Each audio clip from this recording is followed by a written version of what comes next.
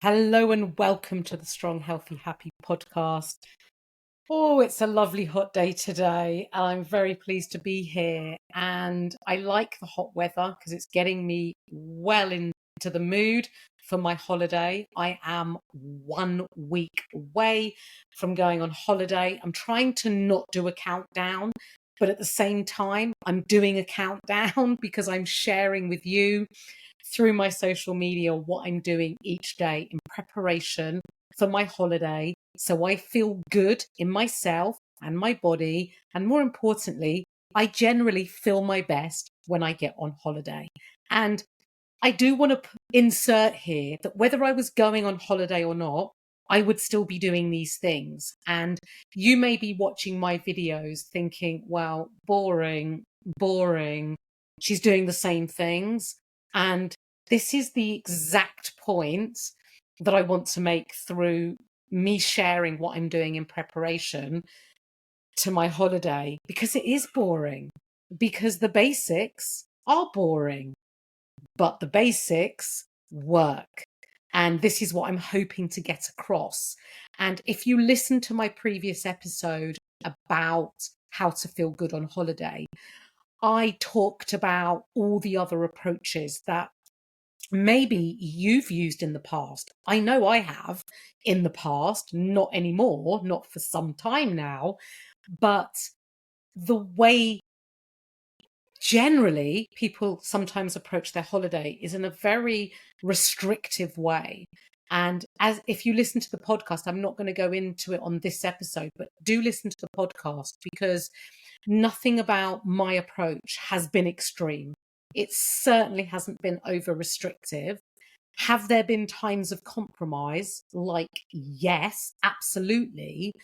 Because sometimes showing some control and some restraint over our choices and me over my choices are what we need to do in order to feel our best.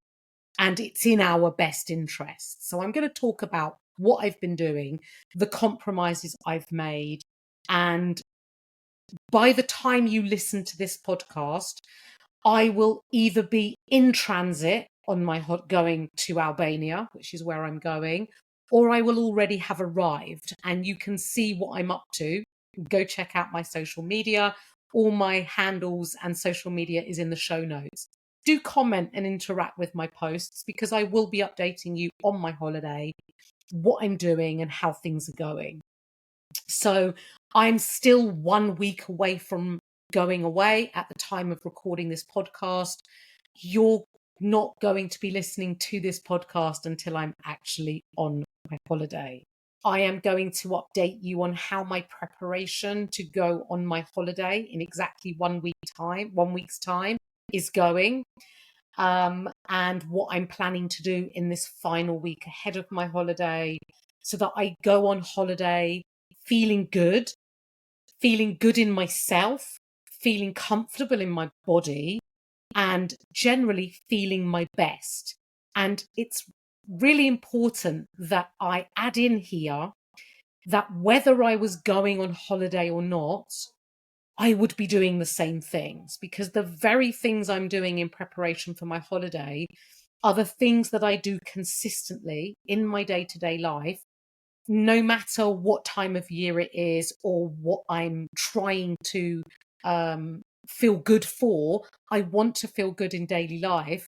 And these things are exactly the same. Now, if you've been watching my social media for this past week, you may have seen what I'm doing. You may have watched my reels. You may have seen my stories. And you may think to yourself, well, that's a bit boring. She's doing the same things every day. And this is exactly my point. The point being that it is the boring basics that need to be repeated consistently every day that helps you to feel good. Nothing I'm doing is extreme, over restrictive, punishing, miserable, or unachievable. And I really want to highlight that because maybe you are currently approaching your own holiday and doing something very restrictive. and perhaps it's making you a little bit miserable, and perhaps you can't actually stick to it, and you end up going in this cycle of restricting, going on super low calories, and then overeating, and then going back around this cycle, which is not a healthy cycle mentally, emotionally, or physically. And setting those realistic expectations on yourself and not taking extreme measures are often the measures that we need to take that feel a little bit boring.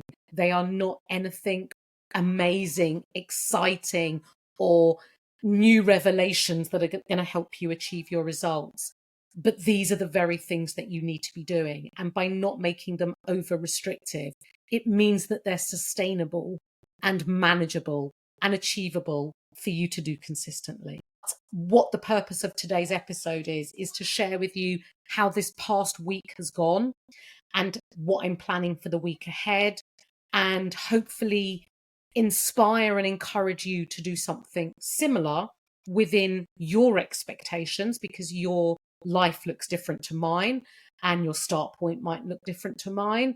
But I want to help you set realistic and achievable expectations so that you go on your own holiday feeling good, just like hopefully I am. And I've got one more week to go. But if things carry on in the way that they have, I'm going to be feeling great on my holiday. And that's what I want you to achieve on yours. Now, I'm personally not aiming for weight loss, for fat loss.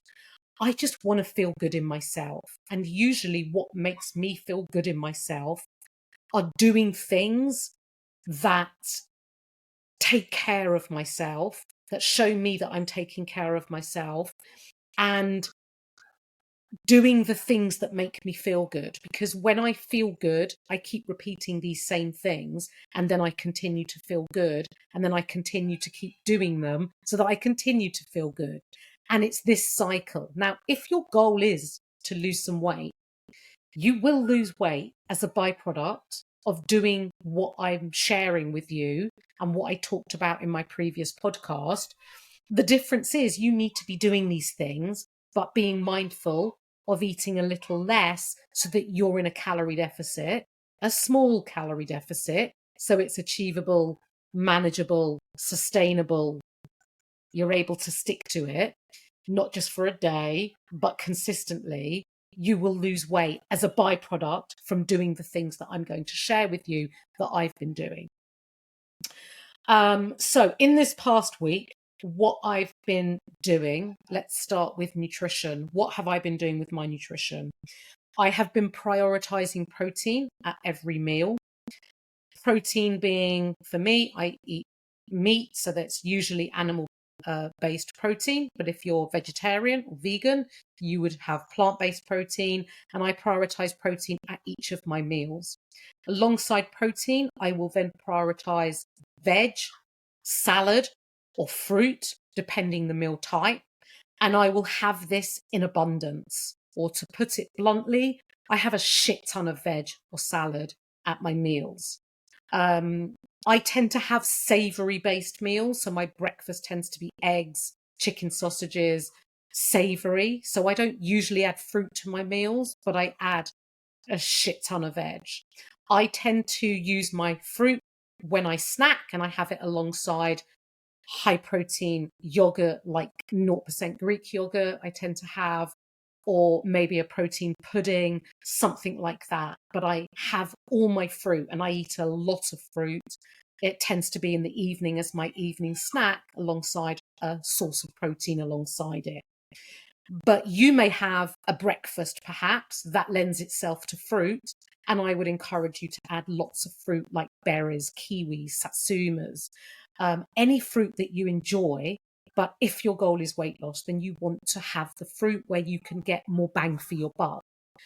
Some fruit is higher in calories and some fruit is lower, but you can have a mix of all fruit, and all fruit is good for you. So don't shy away from it. So I've been eating protein-based meals, loads of veg, salad, and fruit. And then I will have some carbohydrates. It tends to be a reduced portion. And where I would reduce the portion, I fill the space where it might have been a bigger portion with the vegetables or the salad, so that I'm not having space on my plate. I'm creating very high volume meals. I add a very small amount of fats, which may come from things like avocado, maybe a dressing, maybe some olive oil, maybe some seeds, but it's very small, because the majority of my food will come from protein and veg. And I know that these foods aid my digestion. They keep me full, they stop me snacking in between meals, and they make me feel good. And I always prepare meals that I enjoy, that taste delicious, and that give me satisfaction as well as satiety. And it's really important that you're enjoying the food you're eating.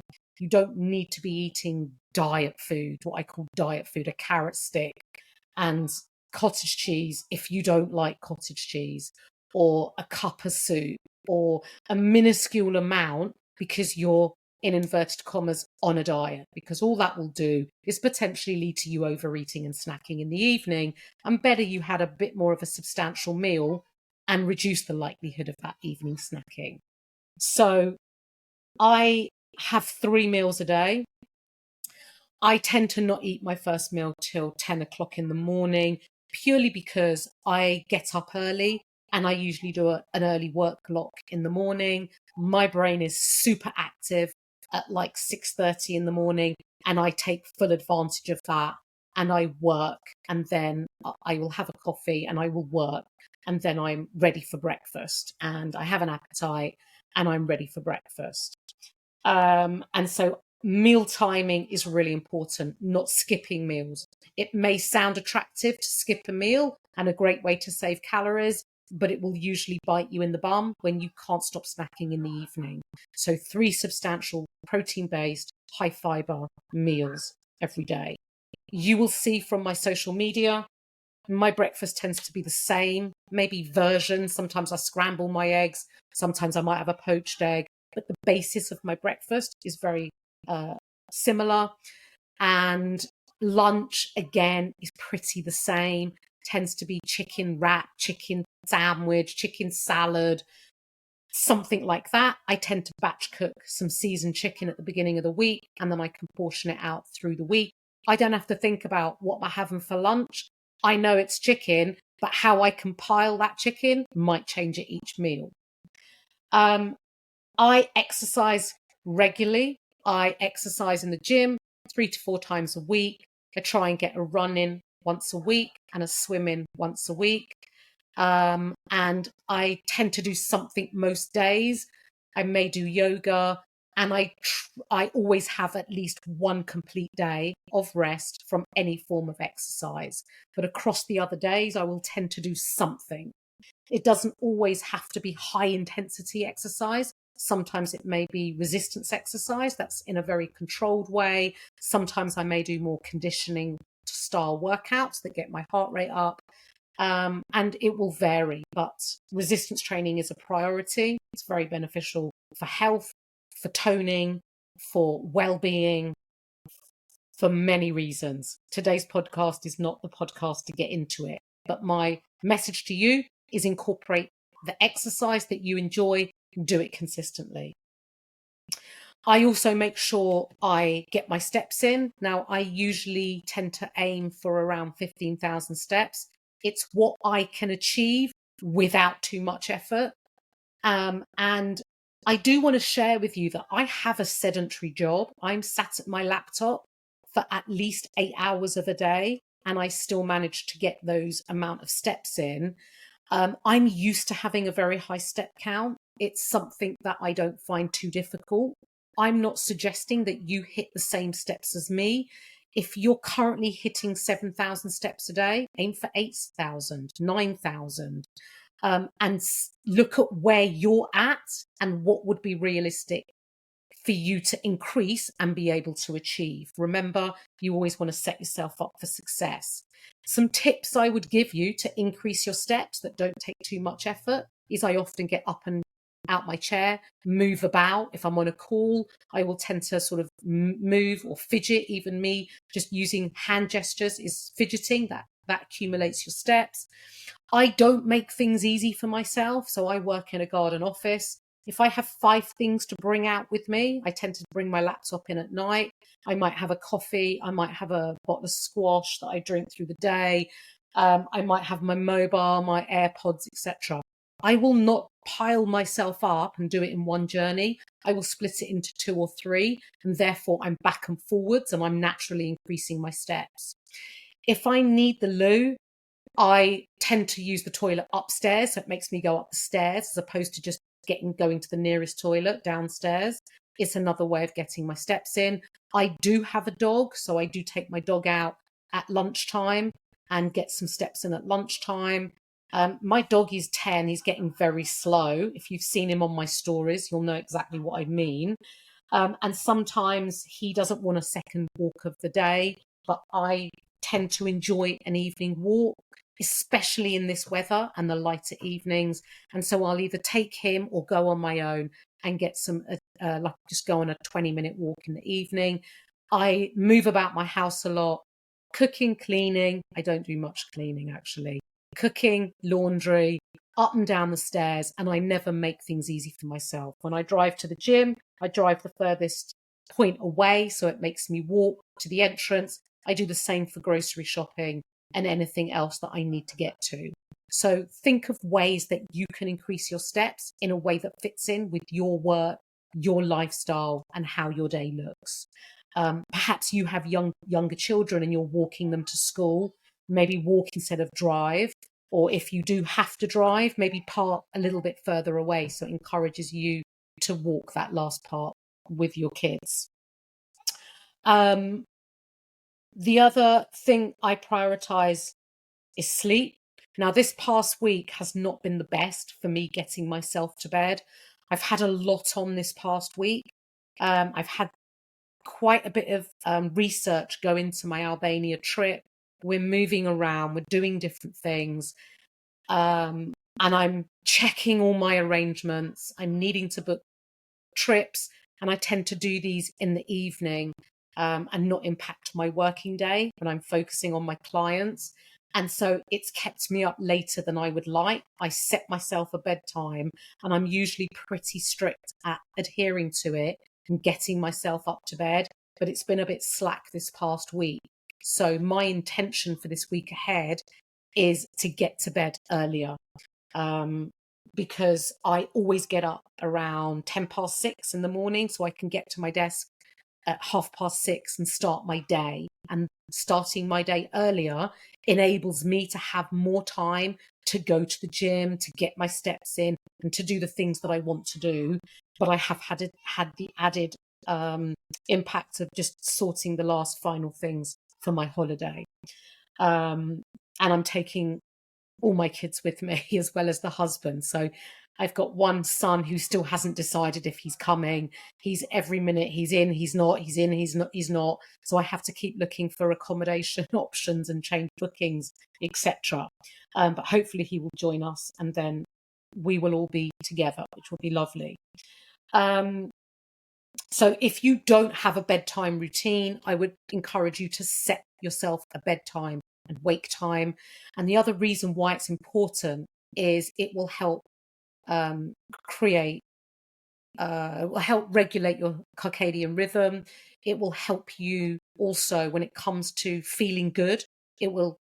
Getting sufficient sleep will impact your mood in a good way, and your energy will give you more energy. You will feel better for it. And when you feel better, you're more likely go exercise, you're more likely go out on that walk, and you're more likely make good nutrition choices, healthy nutrition choices, should I say.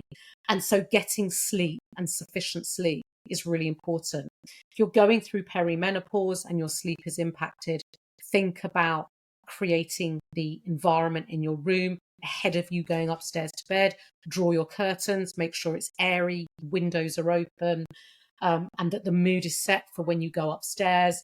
And to anyone, perimenopause or not, come off your phone 30 minutes prior to bed.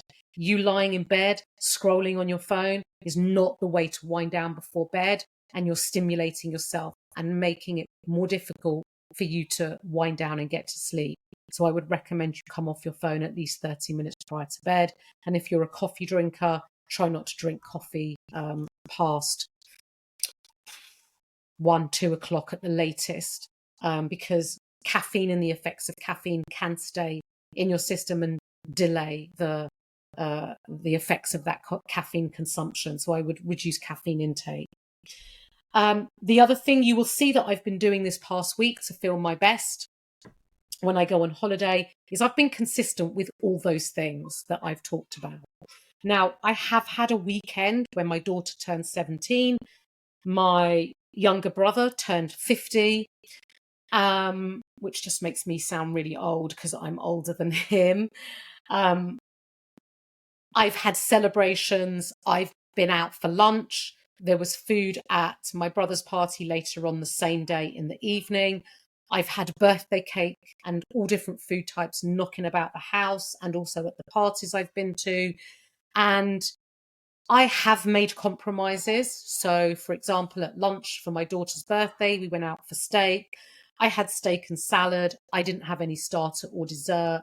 And doing things like this, making those compromises, I don't have to make them, but I know ultimately they're going to make me feel good for making those compromises. I could have had dessert, but none of us got dessert.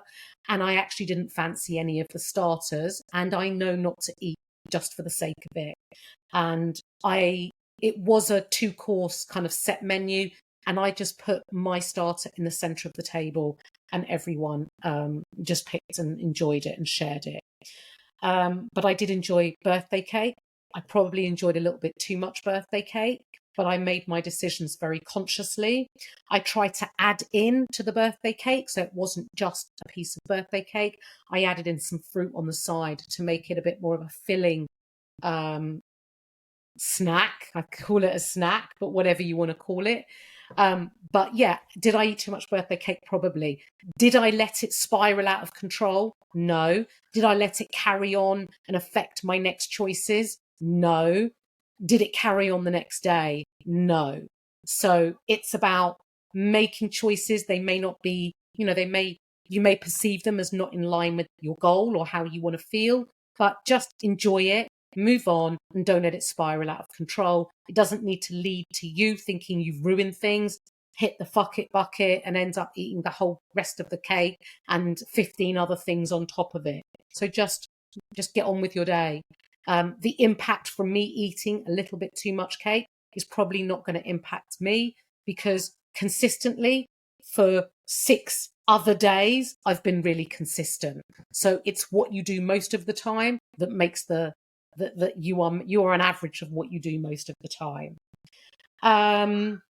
Today is Monday and I've had the same breakfast as I usually have.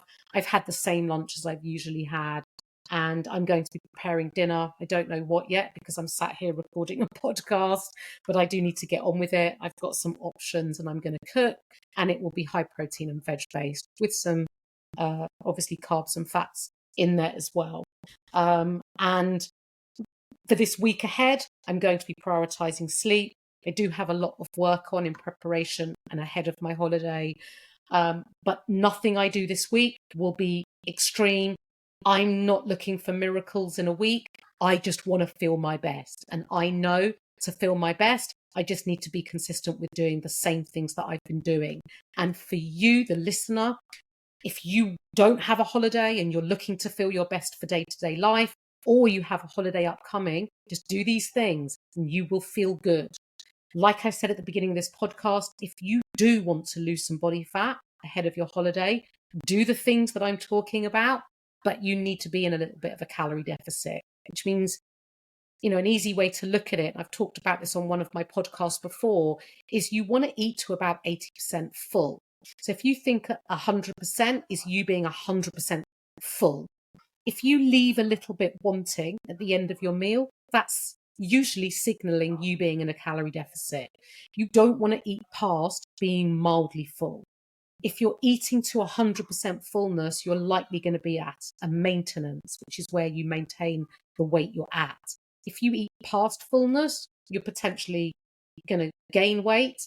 And if you leave a little bit of hunger at the end of your meal, you will likely be in a calorie deficit.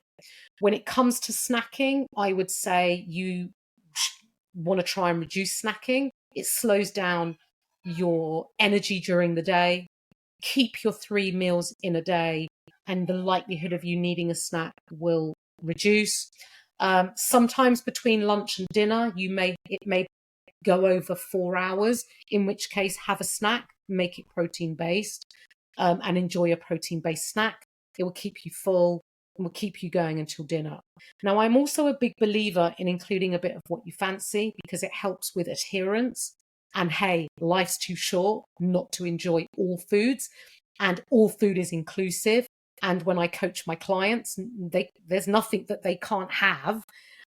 They just have the education and the tools to understand quantities, frequency, and amount of that food. But I will tend to have chocolate most days, not every day, but most days if I want it. And I usually portion control by having small bars, or if I have a larger bar, I will make sure that I'm having, a strip or two, and then I put it away. And I know I can have it again the following day, the next day after that, and onwards, and so on. Knowing that you have no restriction will reduce you overeating on it. When you know you can have a little bit every day, it's when you tell yourself you can't have something that you end up wanting it more, overeating on it, and then saying, I'm not going to have that again, until you invariably cave in, have it again, and the same situation arises. So include it, but always after a meal, and always eaten slowly and mindfully. So these are the things that I've been doing in the past. These are the things I'm going to be doing in this week ahead. And these are things that you can do for yourself. If you need support or you're interested in coaching, in the show notes is a link to an application form. I am starting a new group coaching on the 1st of August. And you might be thinking, 1st of August, what a terrible time to, work towards my goals. The kids are off. I'm going on a holiday and my routine's not my usual routine. No way.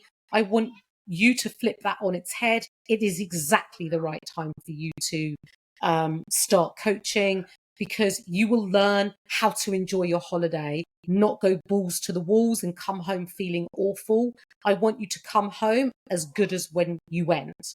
That's the goal. And to understand how to manage your nutrition. And if you can coach during your holiday or in the summer, even if you're not away, if you can do that, you can achieve your goal at any time of the year. You can learn how to maintain the goal, how to lose weight, how to keep it off. And if you can do it through the summer, then you can do it at any time. And it would be the same if I was doing coaching during December. You'd be thinking, why would I coach in December? It's Christmas. Exactly. Learn to approach Christmas and not repeat what you've done every year prior to that. So click that link, fill out an application form. You will be notified when I release my early bird offers. And there will only be a limited amount. So the sooner you get your application form done, the better. Keep an eye on my social media, because I will be documenting this week ahead, and then I will be sharing my progress, what I'm doing on my holiday, and how I'm managing things in Albania. I have no idea. I've never been there before, so it's going to be a very new and hopefully very enjoyable experience. I hope this podcast has been helpful. Please reach out if you have any questions at all. I welcome contact. I'd love to hear from you. Leave me a review, and if you're not already subscribed or following the show, please do. And last request, share me with your friends. If you don't share to your social media, share me on your WhatsApp group. Link them to the podcast. Share the link. And if you are on social media, put it on your stories. There are so many women out there who are struggling, who would be really grateful of this free resource and helpful advice that I am talking about each week in my podcast episodes. And my goal is to help as many women as possible. So please do share me. Have a great rest of your day, and I will catch up with you on the next one.